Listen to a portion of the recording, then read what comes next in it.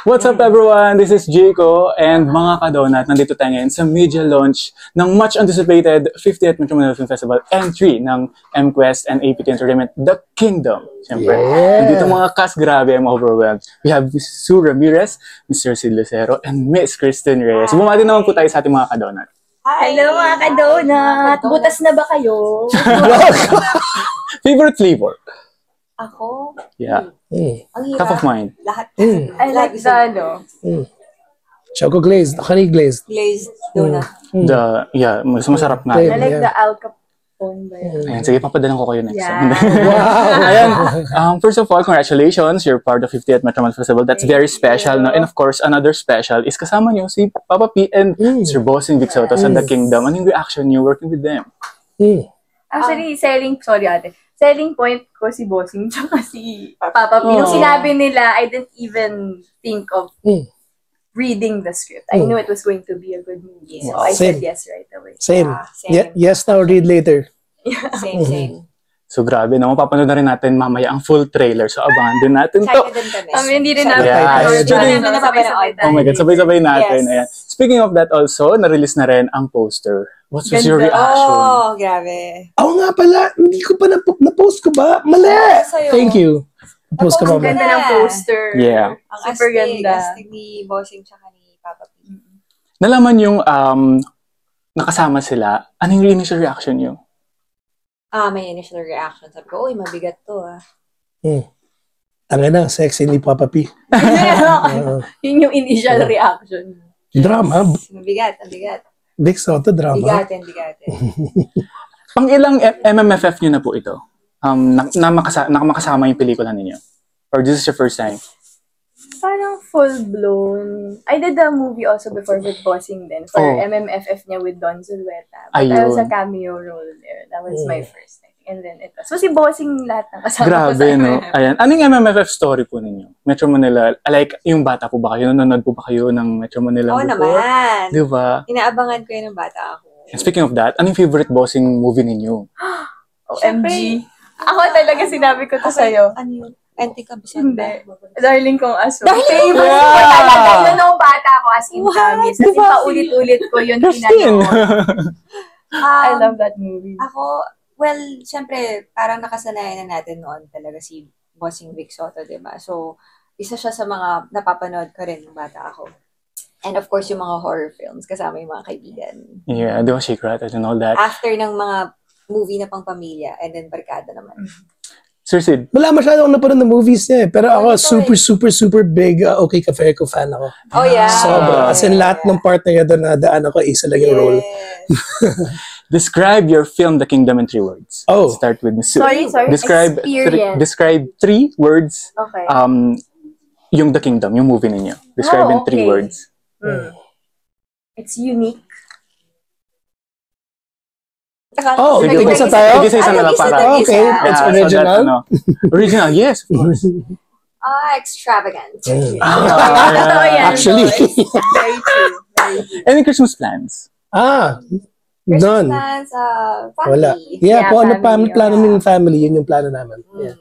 And panoorin ng The Kingdom, di ba? Yes, all in The Kingdom, yes. Ayan, let's play game, guilty or not guilty. Okay. Oh, sure. Kumakain ng food props. Guilty. Madalas nalalate. Not so much. Dati, guilty. Sino ang pinaka-friendly? Everybody, you're friendly. You just don't look friendly. But you're friendly. I love it. Madalas nonchalant sa set. Si ate. Okay. Yeah. Tsaka si Bossing din. Di ba? Intimidated sa co-star. Wala. Napaamin. Parang hindi halata. Diba? Hindi ko magaling ako Ako alam ko, nakita niyo yun eh. Di ba nung dinner, hindi ko masabi mga lines ko. Oh my God. Nanginginig ako. Intimidated with the lines. Oh. Not with your co-stars. Si Bossing. Oo, grabe. Grabe, sino ba naman, di ba, Mr. Bossing? Madalas mapagalitan ng director. Wala. Ayan, Dati. Siyempre. Madalas makalimutan ng lines. Ito, Buckle King. Sino gusto maging box office sa movie? Uy, sabi lahat. Siyempre, lahat. Guilty. Favorite ang history? History. History? Ang story. History, yung lakan about that. No, not so much. Agad tinanggap ang project. Ako. Agad tinanggap mo. Yeah. Oh, yes, Yes. first, bago tanong. Yes, lahat ng yan ay mapapanood natin. Masasaksihan natin sila. And with Mr. Bossing Vic Soto and Peter Piolo Pascual sa The Kingdom. Invite everyone! Yeah! Iniimbitahan namin ng lahat na manood ng The Kingdom! An official entry to the Metro Manila Film Festival 2024. Mabuhay ang lakas. Thank you very much! Thank you for watching!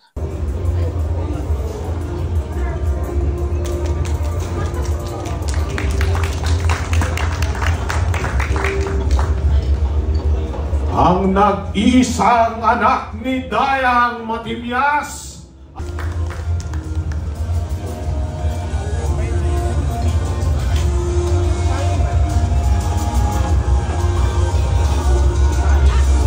Ang bunsong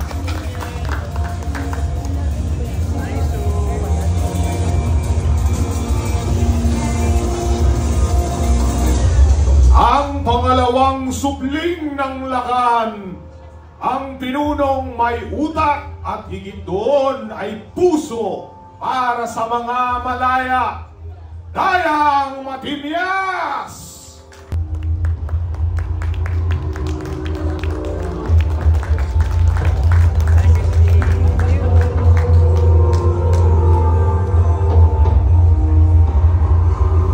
Ang panganay na anak ng Hari ng Kalayaan, tagapagbuklod ng mga datu, Magat Bagwis!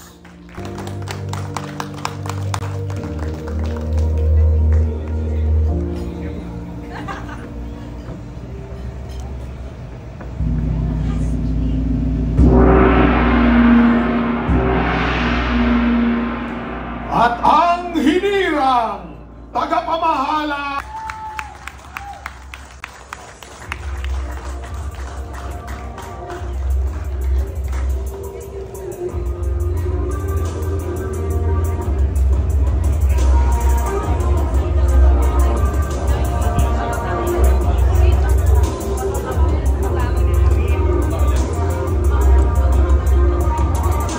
eto sana tayo dapat. May sarili tayong culture na walang influence ng iba.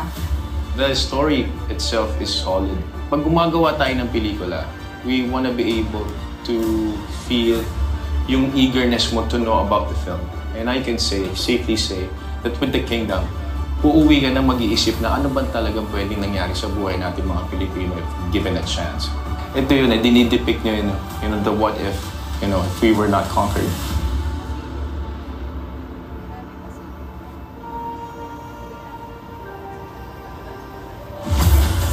Yung konsepto ng Kingdom, nag-umpisa siya around mga 4 years ago. Actually, it was going to be a series muna. Tapos for whatever reason, hindi namin siya naihanda in time. So medyo dinelay muna namin and we were planning to do it again in the future. Sa aming creative team and Direct Mike, we were thinking we wanted to do a project na mag-i-inform sana sa electorate. Naisip namin na gumawa ng isang palabas na magsasalamin nung ganon, yung sentiments ng ating mga kababayan, and inspire them to think critically about their future, about their country. And then, beginning of this year, may naisip lang ako, sabi ko, sandali lang, bago natin gawin series, what if we submit it to the Metro Manila Film Fest? Medyo sinuwerte at napili. Kaya sabi ko, wala na tayong choice, go na natin to. Start big, kumbaga. So when I got to meet Direct Mike, ang sinabi lang niya ay, ang pelikula ay Uncolonized Philippines. And I said yes, right there and then. I normally speak with my mentor, si Roddy Lacap. Sinabi ko yung kwento sa kanya. Yung Glorious Past, ginawa na ito nila Dr. Jose Rizal, nila Andres Bonifacio. Binalikan nila yung Glorious Past para ma-decolonize sila laban sa pananakop ng Espanya. So tayo din, ginagamit natin ang ating Glorious Past, yung panahon ng Malacan, para ipakita natin sa mundo na matayog ang ating kabesnan bago pa man tayo sinakop ng mga Kastila. There was a need to ensure that we were familiar with the pre-colonial culture and what aspects of that culture can realistically be brought into the present day.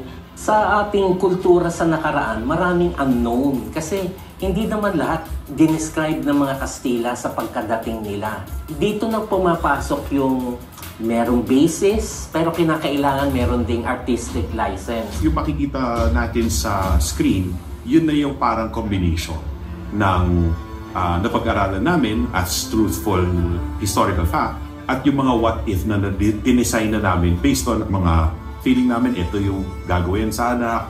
Ang gusto namin gawin is that all creative decisions, if we do it really well, what a gift, right? What a gift to the Filipino movie fan. Sana may marikindle sa kanila na sense of patriotism. You remember how beautiful our language is, how beautiful our music is, how beautiful our art is, all the way to how we used to speak to each other. Yung mga detalye na yun are all parts of culture. So sana, pag napanood ng mga tao, para matandaan nila, ay galing talaga na kultura ng Pilipino.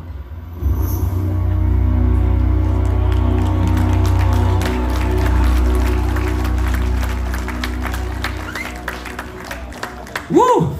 Very exciting at pasilip pa lang po yan, pero kita-kita na natin ang husay sa paglikha ng pelikulang ito. Plot, check. Production, check. And we all know that this is another film that would make all of the Filipinos proud, lalo na kapag napanood na ito sa buong mundo. Pero, bago po tayo tumuloy mga kapatid, sa mga susunod na bahagi ng ating programa,